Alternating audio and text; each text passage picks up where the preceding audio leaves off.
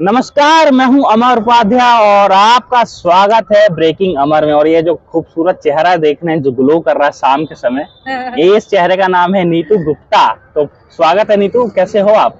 Thank you. मैं बहुत अच्छी हूँ और मैं सारे व्यूअर्स को और अमर आपको भी मैं कहना चाहूँगी कि अमर जो है काफ़ी टाइम से कोशिश कर रहे थे इंटरव्यू लेने का, लेकिन मेरी वजह से वो इंटरव्यू नहीं हो पा रहा था क्योंकि कुछ हेक्टिक शेड्यूल होने की वजह से अमर मैं आपके साथ इंटरव्यू नहीं कर पा रही थी। उसके लिए सो सॉरी।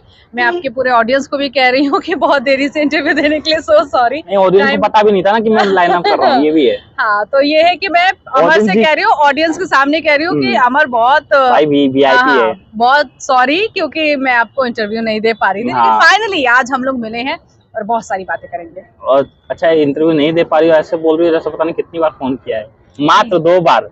उससे पहले भी बहुत, उससे पहले भी तुमने ट्राई किया था तो छोड़ दिया ना, उसके बाद ट्राई रिस्पॉन्स नहीं मिला था। अच्छा नीतू, एक बात बताओ, मीडिया इंडस्ट्री में हो कितने साल हो गए?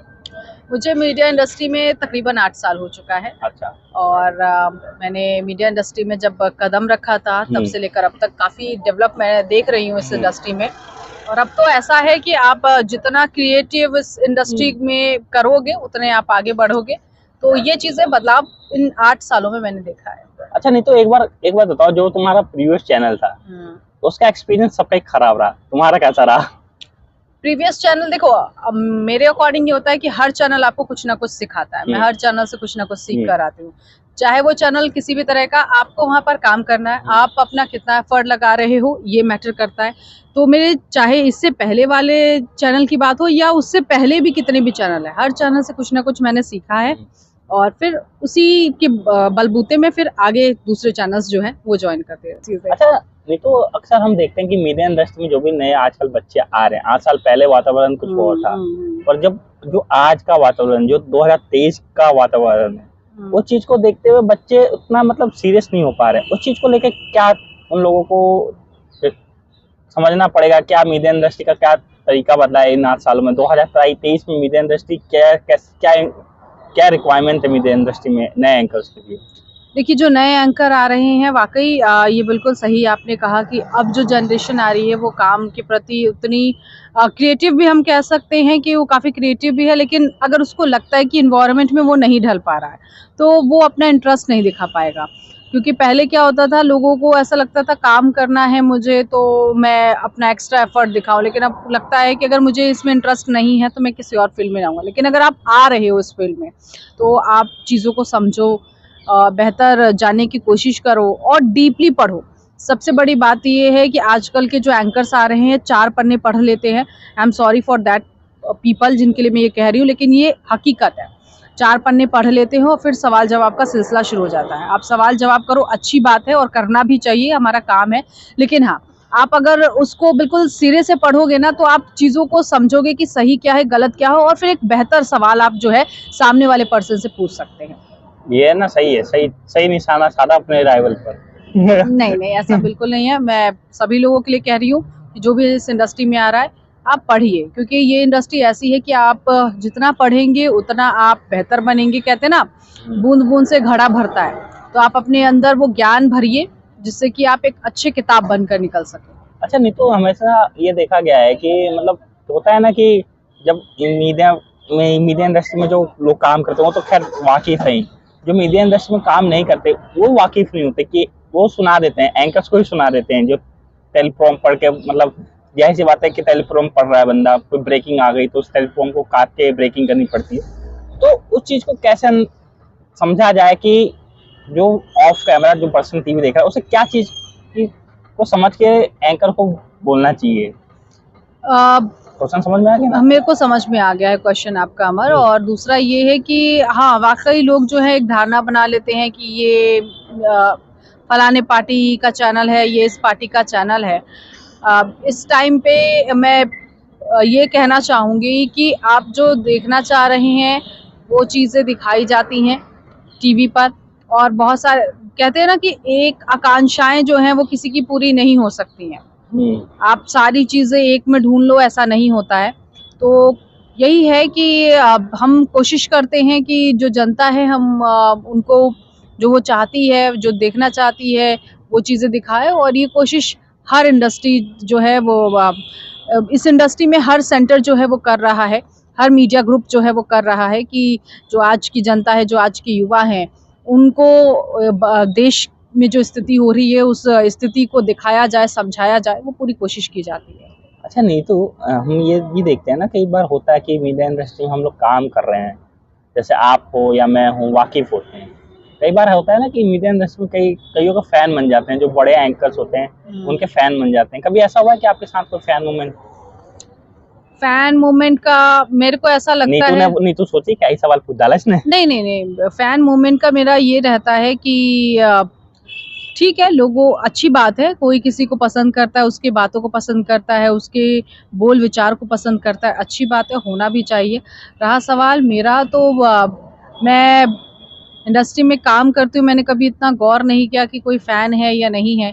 बस यही है कि हाँ, मैं कोशिश करती हूँ कि मैं लोगों तक अपनी बात पहुँचा पाऊँ और लोग समझ पाएँ। अगर उनको लगता है कि कोई ऐसी चीज़ है जो नहीं समझ में आ रहा है, तो वो मुझे एफबी पे भी मुझे बता सकते हैं, कोई भी चीज़ है। तो कुल मिलाकर ये है अगर कि इनका एफबी सही चले तो? नहीं, एफबी तो बिल्कुल सही चलता है। अच्छा नहीं तो ये अक्सर तुम तो चुलबुले स्वभाव की हो, इतना सीरियस जवाब क्यों दे रही हो? मतलब सवाल पूछना भी चाह रहा हूँ तो इतना सीरियस जवाब? नहीं, तो बिल्कुल ऐसा क्यों? ये टीवी का कैमरा नहीं है, मोबाइल का कैमरा है, आराम से खुल के चुलबुले स्वभाव में बोल सकती हूँ। नहीं, अगर अमर आपको लगता है तो मैं दिन भर इसी में रहती हूँ, चाहे वो कैमरा हो, कैमरा मतलब कैमरा, चाहे वो टीवी का कैमरा हो, चाहे मोबाइल का कैमरा हो, मैं ऐसी ही हूँ। और मैं हमेशा अपने आप को मेरे ऐसे को ही एक प्रेजेंट सवाल करती जानना हूँ। था, ये पहली ऐसी एंकर है जिन्होंने सामने से आके कहा, अरे कैसे हो अमर, नाम तक याद है? हाँ, मुझे आई जनरली थिंक 2-3 महीने के बाद मिले थे। हाँ, बिल्कुल। ये पहली ऐसी एंकर है, नहीं तो मैं जैनमन नहीं जाता हूँ, दिख जाए तो मैम सर कर, ऐसा क्या उत्सुकता जागी? नहीं, देखिए मेरे साथ का ऐसा होता है कि अगर कोई मेरे को याद रह जाता है कि अच्छा वो पर्सन था, मिलना चाह रहा था, ये रहा था, तो मैं अगर वो दिख जाता है मुझे कहीं, तो मैं उसको इग्नोर नहीं करती। बाय चांस को कभी ऐसा हो कि कोई साइड से निकल गया और मेरी नज़र नहीं गई, उसकी नज़र गई और मेरी नहीं गई, उसने कहा कि भैया तुम तो साइड से निकल गए, वो बात अलग होती है। लेकिन हाँ, मेरा ये रहता है कि अगर कोई दिख गया मुझे और मुझे याद है उसका नाम, तो मैं डेफिनेटली मैं उससे मिलती हूँ। मेरे अंदर वो ईगो वाली बात नहीं आती है। अच्छा देखिए, क्योंकि नीतू का भी टाइम बहुत कम है, इस इंटरव्यू को यहीं वाइंड अप करते हैं। कभी नीतू का सेकंड इंटरव्यू भी होगा, तो टाइम की कमी हो, थोड़ा शाम का भी समय है। तो नीतू, तो पहले तो बहुत बहुत शुक्रिया, अपने पहला पार्ट दे दिया। आई होप कि आपकी जिंदगी जैसी चल रही है उससे और बेहतर चले। Thank you. और अभी चैनल में काम करिए, कभी अपना चैनल हो। इतना तो दूर का नहीं सोचा है मैंने। कहते हैं ना, कर्म किए जाए फल की चिंता छोड़ दो, तो मैं उस पर विश्वास रखती हूँ कि कर्म करूंगी, फल की चिंता मैं नहीं करती। हाँ, लेकिन ये है कि इतनी भी चिंता ना हो कि फल सड़ जाए, मेरा वैसा भी है कि उतना ना करूं कि एकदम छोड़ ही दिया जाए। बट हाँ, ये है कि मैं कर्म करती हूँ तो उसको काउंट ना करूं तो ज्यादा बेहतर है। तो इस इंटरव्यू को यहीं वाइंड अप करते हैं। बहुत बहुत शुक्रिया नीतू, थैंक यू बहुत कीमती समय दिया। मैं दिल से आभारी हूँ, क्योंकि सामने से एक रात पहले ही कॉल करके इंटरव्यू लाइन अप करना बहुत रेयर होता है, मतलब होता ही नहीं है, मतलब बहुत पीछे पड़ना पड़ता है जब जाके इंटरव्यू, मतलब इन्हें मैंने हर किसी के साथ होता है। अगर हम भी किसी लीडर के साथ इंटरव्यू करते हैं, देखिए मैं ये भी कहना चाहूंगी, क्योंकि हो सकता है कल जब ऑडियंस देखे तो कहें कि अरे एंकर्स जो हैं वो टाइम नहीं दे पाते हैं। बात एंकर की नहीं है, बात हर उस पर्सन की। आज की डेट में हर कोई चाहता है कि दुनिया में अपने आप को आगे लगाए, काम करे, क्योंकि बैठने से कुछ नहीं होता। लीडर हो, एक्टर हो, एक्ट्रेस हो, एंकर हो, यहाँ नहीं तो एक सिर्फ सोने का उनका टाइम होता है कि मुझे घर जाके सोना है। अदरवाइज उनके सोने के वक्त भी दिमाग काम कर रहा होता है। मैं जहाँ तक समझती हूँ कि बहुत जो लोग काम कर रहे होते हैं और चाहते हैं कि वो एक लक्ष्य जो बनाए रहते हैं, तो मुझे ऐसा लगता है कि उनका दिमाग भी सोते वक्त भी काम कर रहा होता है कि कल जब मैं उठूंगा तो मुझे ये करना है, मुझे वो करना है, वो करना है। दिमाग खराब है। हाँ, और इनफैक्ट आप भी अमर, अगर आप किसी का लाइनअप कर रहे होते तो आपका भी ये होता है कि उससे ये सवाल पूछने हैं, या जो तैयारी आपकी होती है, तो जनरली यही होता है, चाहे वो लीडर हो या एंकर्स हो। हाँ, तो ये सारी चीजें होती हैं। एंकर्स की नौकरी का सवाल होता है, मैं ज्यादा पूछ नहीं सकता, मैं भी मंदा होता हूँ। तो ये चीजें हैं, इसीलिए रहता है कि अगर हम समय दे पाते हैं, ऊपर नीचे होता है अमर की टाइम का, आज नहीं तो कल तो देना ही है। नहीं, एंकर्स के साथ मैं थोड़ा सा मंदा सा रहता हूँ, अगर आप साक्षी मलिक का या ऋचा निरुक्त मैम का इंटरव्यू देखेंगे तो पता चलेगा कि मैं कितना खुल के सवाल करता हूँ। नहीं, एंकर्स की नौकरी का भी सवाल होता है, टाइम दे रहा ठीक है, अपनी भी कर्तव्य होती है कि थोड़ा सा उनकी नौकरी पे ना आए तो ऐसे सवाल नहीं अवॉइड किया जाता है। तो बहुत बहुत शुक्रिया और इस इंटरव्यू को देखने के लिए आप सबका भी बहुत तहे दिल से शुक्रिया और देखते रहिए ब्रेकिंग में। नमस्कार।